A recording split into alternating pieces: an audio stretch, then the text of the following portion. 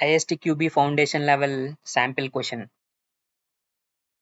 How is the whole team approach present in the interactions between testers and business representatives? Whole team approach లో testers కి మరియు business representatives కి మధ్య interaction అనేది ఎలా ఉంటుంది అని చెప్పేసి అడుగుతున్నాడు అనమాట. సో ఆప్షన్స్ లోకి వెళ్దాం. Option A, business representatives decide on test automation approaches. ఇక్కడ టెస్ట్ ఆటోమేషన్ అప్రోచెస్ చేసేటప్పుడు మనకి టెస్టర్స్ అనేవాడు బిజినెస్ రిప్రజెంటేటివ్ హెల్ప్ అలాగే డెవలపర్స్ హెల్ప్ ఇద్దరి తీసుకుంటానమాట. కాబట్టి ఇది ఇన్వాలిడ్ ఆన్సర్ అన్నమాట. ఈ ఆప్షన్ లో మనకు ఓన్లీ బిజినెస్ రిప్రజెంటేటివ్ తో ఇంటరాక్షన్ ఉంటుందని చెప్తున్నాడు, కానీ అది కరెక్ట్ కాదు.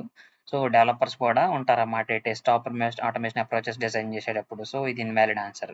Option B, testers help business representatives to define test strategy.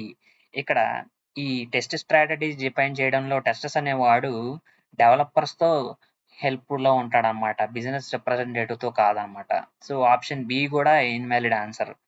Option C వచ్చేసి business representatives are not part of the whole team approach. ఇది ఇన్వాలిడ్ ఆన్సరే. ఈ హోల్ టీమ్ అప్రోచ్ లో బిజినెస్ రిప్రజెంటేటివ్స్ ఉంటారు, డెవలపర్స్ ఉంటారు, టెస్టర్స్ ఉంటారన్నమాట.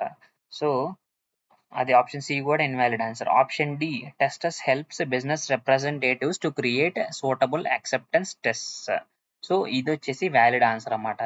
ఎందుకంటే ఇందులో టెస్టర్స్ అనేవాడు బిజినెస్ రిప్రజెంటేటివ్ తో కలిసి మనకి వాడికి ఏదైతే సూటబుల్ అవుతుందో యాక్సెప్టెన్స్ టెస్ట్ కి ఆ విధంగా క్రియేట్ చేసేయడానికి కొలాబరేషన్ అనేది ఉంటుంది అనమాట టెస్టర్స్ కి బిజినెస్ రిప్రజెంటేటివ్స్ కి మధ్య. అంటే వాటికి సూట్ అయ్యేటట్టు యాక్సెప్టెన్స్ టెస్ట్ అనేది క్రియేట్ చేస్తారన్నమాట. So option D is the correct answer.